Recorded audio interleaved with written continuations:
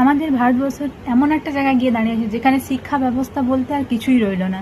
কিছুদিন আগে আমরা দেখেছিলাম, কিছুদিন না, কয়েক মাস হয়ে গেল, 1 মাস প্রায় হয়ে গেল, যে এখানে আমাদের পশ্চিমবাংলাতে কি হচ্ছিল, যে এসএসসি মানে স্কুল সার্ভিস কমিশনের শিক্ষকরা, যেখানে 26,000 শিক্ষকের চাকরি বাতিল হয়ে গেছিলো, তো তারা এখানে আন্দোলন করছে, সেখানে কি মারছে, কলকাতা পুলিশ শিক্ষকদের মারছে। সেম হচ্ছে আরেকটা এসএসসি, যেটা হচ্ছে স্টাফ সিলেকশন কমিশন, সেটা হচ্ছে দিল্লিতে যারা শিক্ষকরা আন্দোলন করছে, সেখানে শিক্ষকরাও মার খাচ্ছেন, আবার স্টুডেন্টরাও মার খাচ্ছে, মানে ছাত্রছাত্রীরাও মার খাচ্ছে।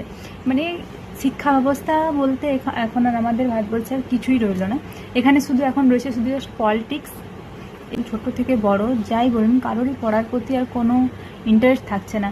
যেখানে শিক্ষা ব্যবস্থারই কোনো গুরুত্ব নেই। এখানে লক্ষ লক্ষ স্টুডেন্ট আন্দোলন করছে রাস্তায় রাস্তায়, শিক্ষকরা আন্দোলন করছেন তাদের অধিকার জন্য।